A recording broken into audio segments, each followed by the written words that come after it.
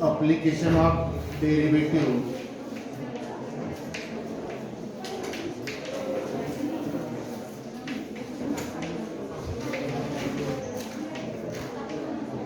हा दुसरा युनिट आहे ॲप्लिकेशन ऑफ डेरिव्हेटिव्ह यामधला, आणि यावर वेटेज पण भरपूर आहे. तर यावर जे वेटेज आहे ते 9 मार्काला वेटेज आहे, आणि यावर्षी यामधला जवळपास अर्धा भाग कमी केला आहे या महामारीमुळे. तर जवळपास 2-3च भागावर तुम्हाला 9 मार्क मिळू शकतात. तर यामध्ये आपण ॲप्लिकेशन ऑफ डेरिव्हेटिव्हमध्ये असणारे जे कंटेंट आहेत ते आहे application of derivative to tangent and normal, पहिला भाग आहे याच्यामध्ये. दुसरा आहे derivative as a rate measure. तिसरा आहे मॅक्झिमा मिनिमा.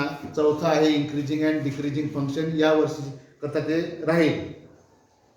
त्यानंतर त्यामध्ये अप्रॉक्सिमेशन आहे. त्यानंतर लॅग्रेंजेस मीन व्हॅल्यू थेरम आहे, रोलेस थेरम आहे. परंतु यावर्षी अप्रॉक्सिमेशन, लॅग्रेंजेस मीन व्हॅल्यू थेरम आणि रोलेस थेरम या सिलेबसमधून कमी केला आहे. तर यामधला पहिला जो पार्ट आहे तो आपण शिकणार आहोत, derivative, application of derivative to tangent and normal. Now we know that in previous chapter the relation between the derivative and the slope.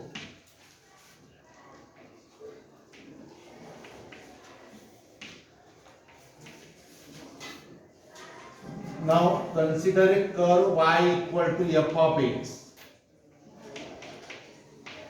is a continuous function in x representing in XY plane. आता इथे जर आपण पाहिलं की हा point P असेल इथे आणि हा पॉइंट Q असेल. आपण पहिल्या डिफरन्शिएशन मध्ये याचा कन्सेप्ट पाहिला होता की या दोन पॉइंट मधून जाणारी एक लाईन काढली आपण सेकंड ही, आणि मग जी डेफिनेशन आपण लिहिली होती की limit x tends to 0 f of x plus h minus f of x upon h ही होती आपण डेरिव्हेटिव्हची डेफिनेशन. आणि यालाच आपण slope of the line representing in XY plane असं म्हटलं होतं. आता ही जी लाईन दाखवली याच्यामध्ये PQ, याला आता याच्यामध्ये पहा, इथे हा जर आपण ते पाहिलं तर हा जो पॉइंट आहे हा आहे या 0 पासून तर A इतक्या अंतरावरती. आता इथे आपण x च्या ठिकाणी a घेऊ समजा, आणि हा पॉइंट होता 0 पासून तरी याला याच्या समोर आहे, म्हणजे याच्यापेक्षा जास्त राहील. तसं इथे 0, 1, 2, 3, 4 होता, तर हा राहणार a प्लस h. म्हणजे याच्यामध्ये कितीनं वाढ झाली आहे, 2 मध्ये h ने. मग आता ही लाईन आपण याच्यामधून जवळ घेत जाऊ, याला अगदी पॅरलल लाईन काढली. जो डिफरन्स आहे a आणि a प्लस h मधला, तो डिफरन्स कमी होत चालला. पुन्हा एक लाईन काढली, पुन्हा एक लाईन काढली, इथे पुन्हा एक लाईन काढली. एक वेळ कशी की ही लाईन फक्त केवळ या कर्वला एकाच पॉइंटने टच होईल. ही जी लाईन आहे ही या एकाच पॉइंटला टच झाली. इथे मी याला ए नाव देतो, याला बी देतो, आणि याला पी म्हणू. जेव्हा एकाच पॉइंट मध्ये टच होईल तेव्हा याला काय म्हणू आपण, या curve y equal to f of x ची ही टँजंट आहे ऍट द पॉइंट P म्हणणार आपण. तर नाव आता let us consider the y equal to f of x be a continuous function in x representing in XY plane at the point P.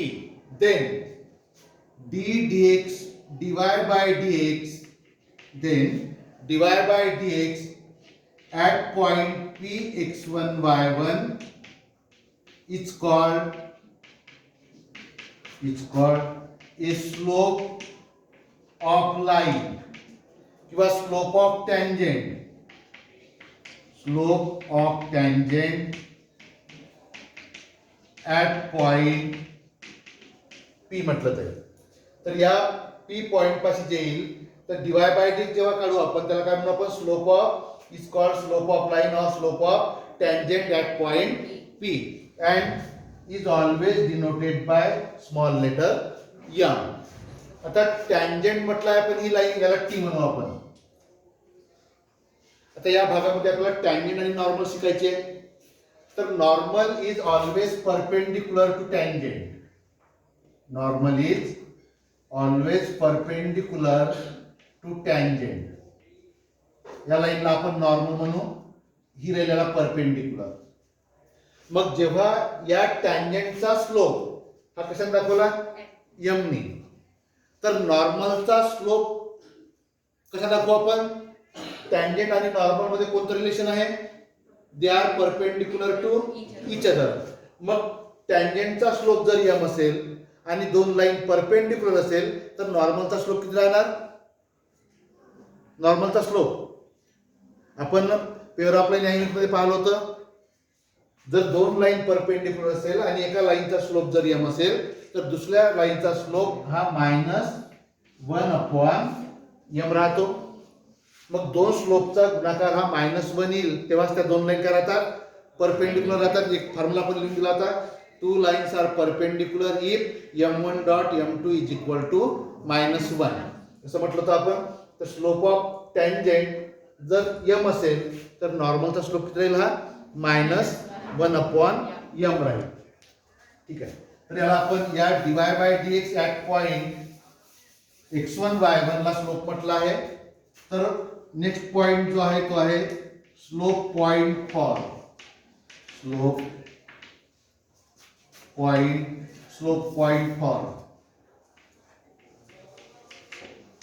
आता slope point for म्हणजे काय. तर आपल्याला स्लोप माहित पाहिजे आणि एखादा पॉइंट x1 y1 माहित पाहिजे.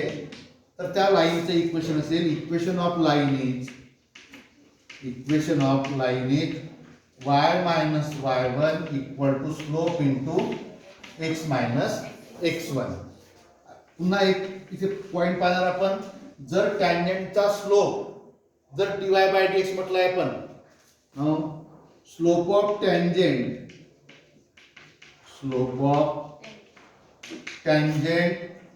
at point p x1 y1 that is dy by dx at point x1 y1 is denoted by m and is therefore slope of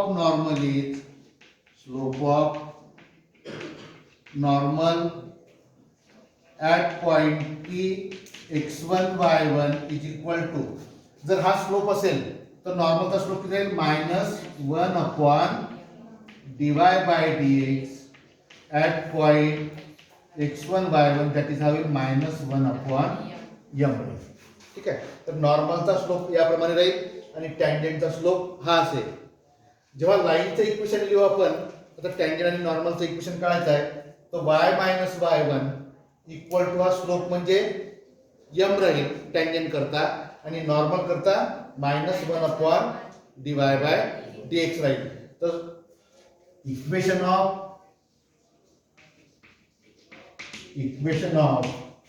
tangent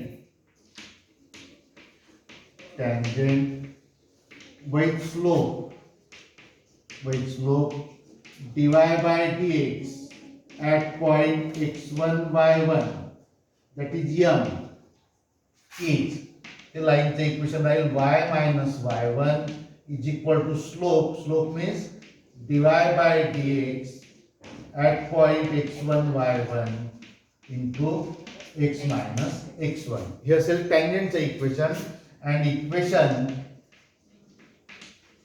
of normal is. मग टँजेंटचा slope इतका असेल normal is always perpendicular to tangent is राहील y minus y1. या पहिल्या दोन term मध्ये काही फरक होणार नाही.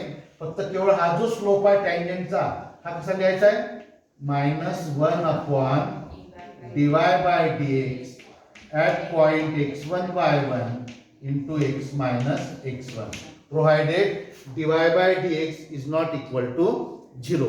तर टँजेंटचं इक्वेशन असं लिहायचं आपल्याला आणि नॉर्मलचं इक्वेशन या फॉर्म मध्ये लिहायचं आहे. ठीक आहे. तर ही प्रोसिजर आपली एक्झाम्पल मध्ये क्लिअर होते.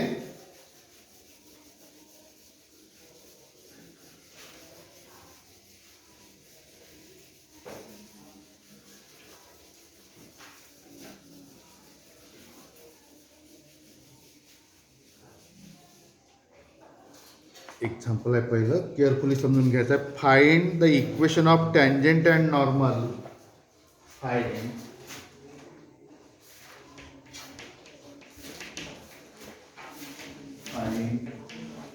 the equation of tangent and normal. एका वेळेला दोन्ही नाही विचारणार, जनरली एकच विचारेल तुम्हाला. Find the equation of tangent किंवा find the equation of normal. Find the equation of tangent and normal to the curve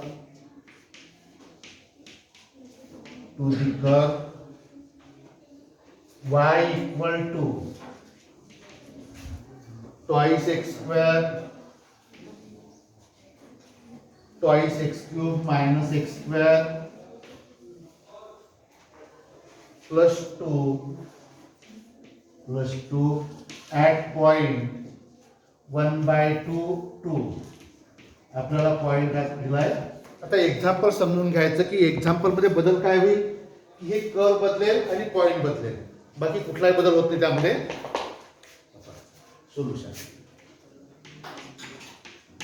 find the equation of tangent and normal. एक तर तुम्हाला टँजंटचं इक्वेशन विचारलं जाईल किंवा नॉर्मलचं. जनरली एक ॲट ए टाइम दोन्ही नाही विचारत, जे विचारलं ते लिहायचं आहे.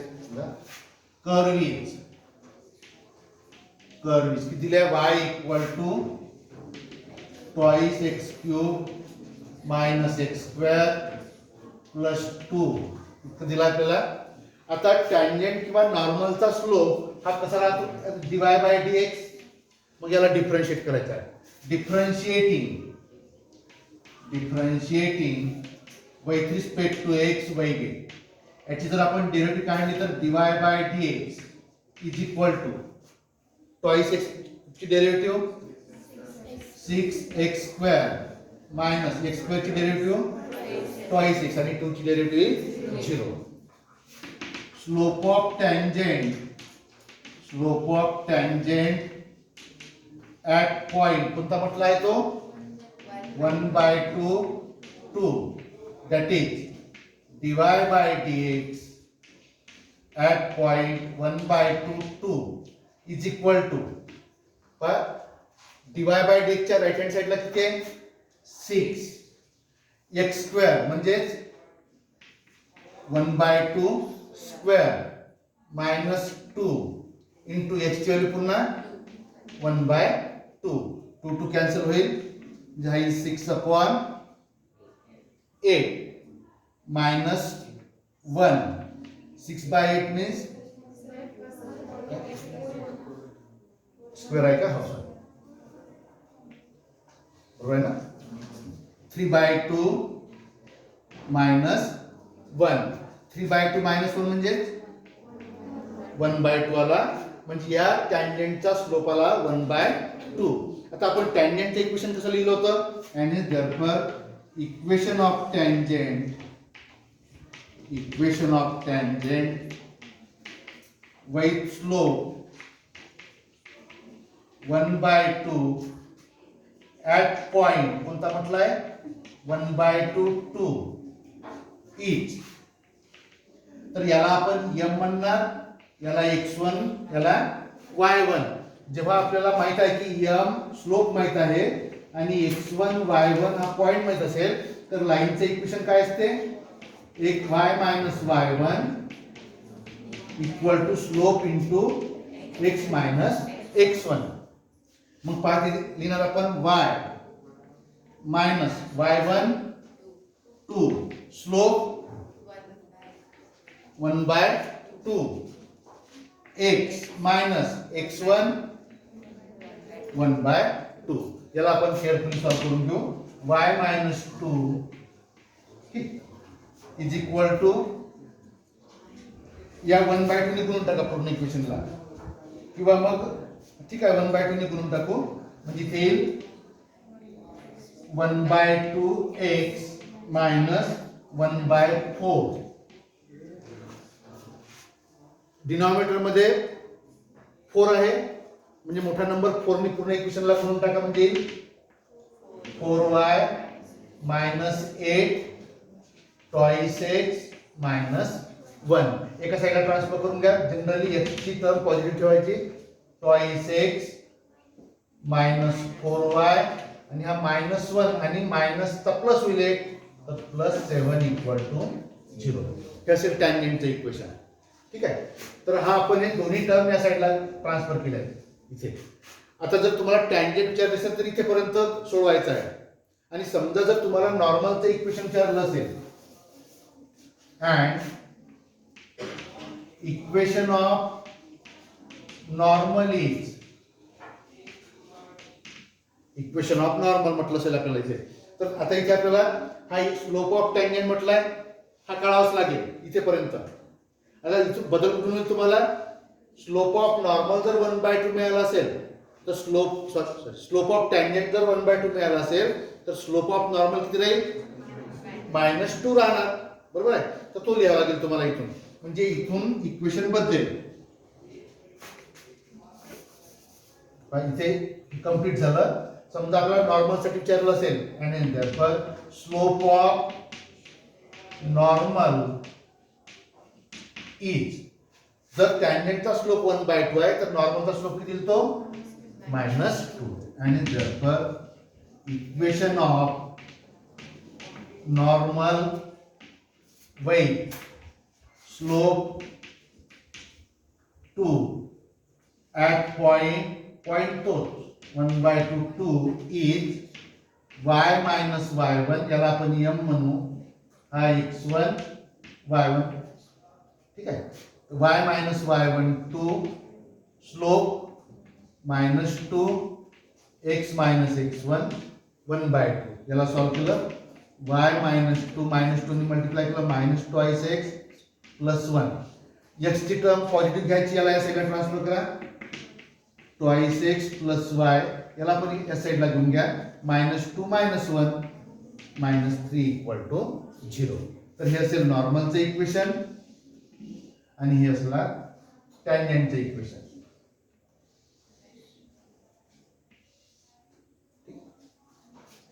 तर हे झालं पहिलं एक्झाम्पल. दुसरं एक्झाम्पल त्याचा बदल जो होईल तो इथेच बदल होतो फक्त केवळ. Find the equation of tangent and normal is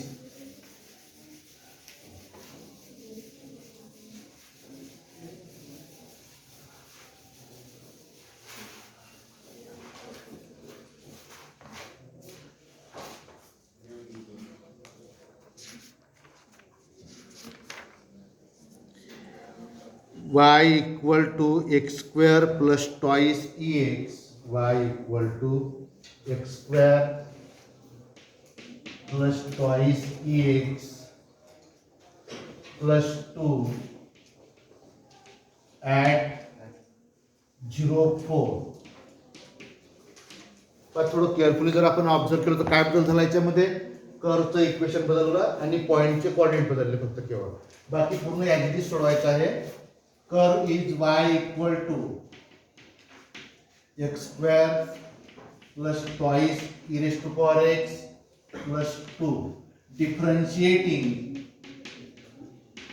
with respect to x y get derivative काढली तर dy/dx x² ची derivative twice x plus 2 e⁻x ची डेरिव्हेटिव्ह e⁻x आणि 2 ची 0 and hence we know that slope of tangent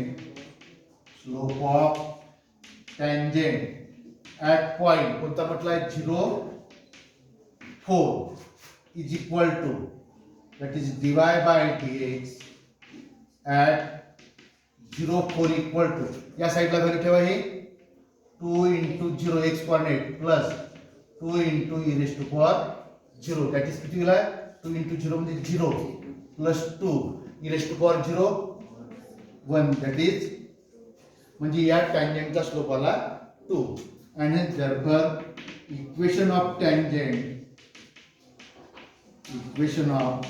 tangent is.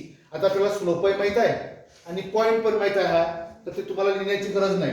With slope M at the point 04 तो आपल्याला आहेच आपल्याजवळ. तिथे तुम्ही समजण्यासाठी याला एम म्हणा आणि याला x1 y1 म्हणायचं आहे. ठीक आहे, किंवा इथे म्हणू आपल्याला x1 y1. Equation of tangent is y minus y1 4 slope 2 x minus x1 that is y minus 4 equal to twice x. त्या साईडला ट्रान्सफर करून घ्या. twice x minus y plus 4 equal to 0. आता जर समजा इथे तुम्हाला टँजेंटच्या ऐवजी नॉर्मल विचारलं असतं तर मग इथून काय लिहिलं असतं आपण. इथे स्लोप मिळाला आपल्याला टँजेंटचा. Slope of normal is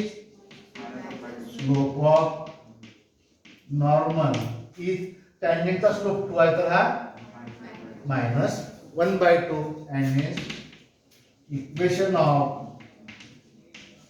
normal with slope minus 1/2 at point 04 is y minus y1 4 slope minus 1/2 x minus x1 that is 0.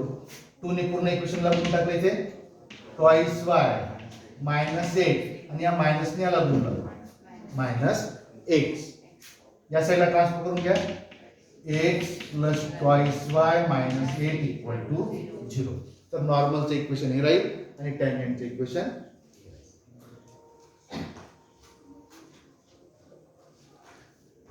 Next example. Find the equation of tangent and normal to the curve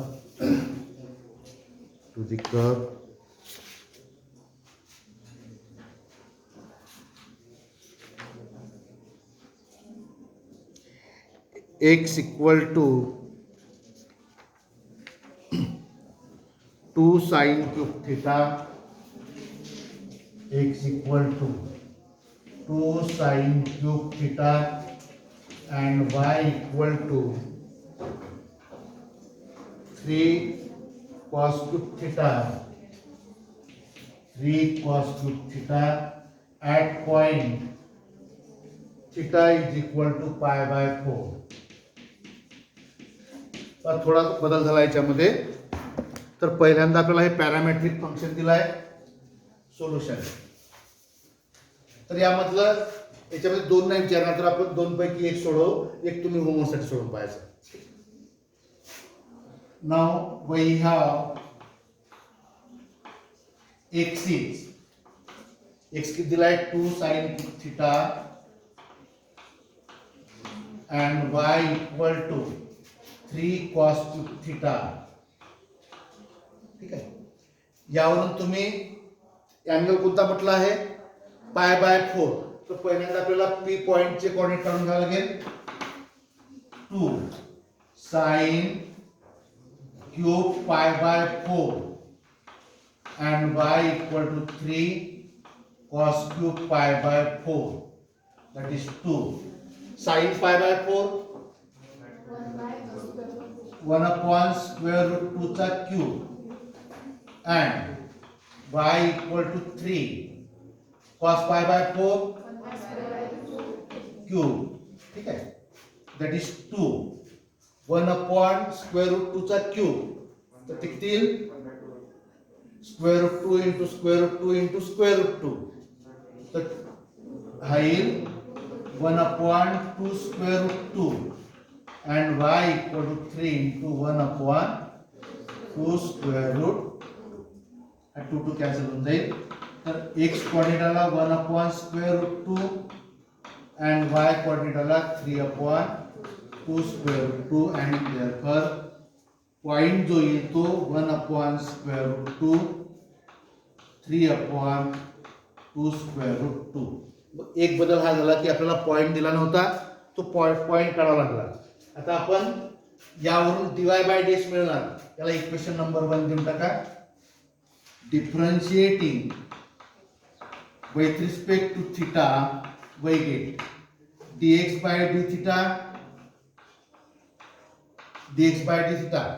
याची derivative घेणार 2 3 sin square theta into derivative of sin theta is cos theta and dy by d theta is equal to 3 power अधिक 3 cos चा power 1 न कमी होईल cos square theta derivative of cos theta minus sin theta.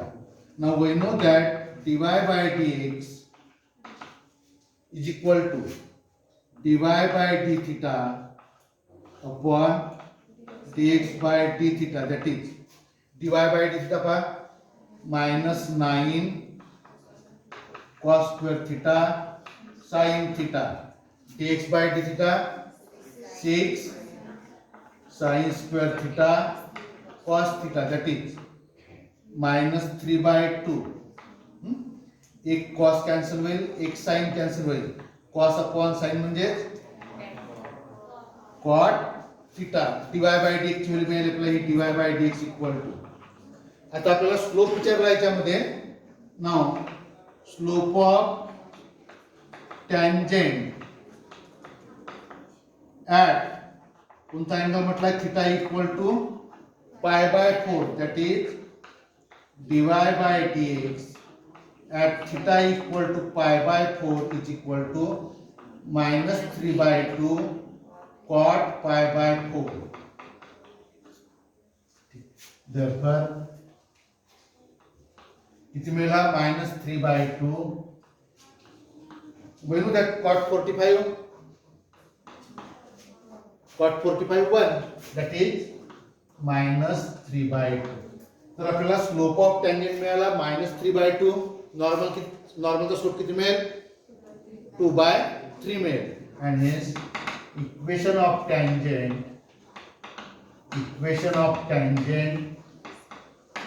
with slope किती मिळाला -3 by 2 at point कोणता आहे 1 by square root 2 3 upon 2 square root 2 is y minus, याला आपण m म्हणू, याला x1 म्हणू, याला y1, y minus y1 3 upon 2 square root 2 slope आहे -3 by 2 x minus 1 upon square root. या 3 by 2 इथे गुणून टाकायला y minus 3 upon 2 square root 2 equal to minus 3 by 2x minus plus 3 upon 2 square root 2. पूर्ण इक्वेशनला 2 square root 2 ने गुणून टाका. इथे 2 square root 2 ने गुणलं तर 2 square root 2y minus 3 is equal to 2 square root 2 ने गुणलं तर हा 2 कॅन्सल होईल, म्हणजे minus 3 square root 2x plus 3. हे एका साईडला ट्रान्सफर करून घ्या पूर्ण. इथे 3 square root 2x plus 2 square root 2y हा -3 आणि +3 पुन्हा इकडे आणला तर होईल -6 is equal to 0 is required equation of tangent. समजा इन केस तुम्हाला नॉर्मलचं इक्वेशन विचारलं असतं तर काय बदल करा, टॅन्जेंटचा स्लोप इथे जो मिळाला याच्याच खाली काय लिहा लगेच, स्लोप ऑफ नॉर्मल इज तो किती 2 by 3. मग या इक्वेशन मध्ये ही टर्म तशीच राहील, फक्त -3 by 2 च्या ऐवजी 2 by 3 येईल आणि ही टर्म तशीच राहील आणि पुन्हा करून टाकायचं. ठीक आहे.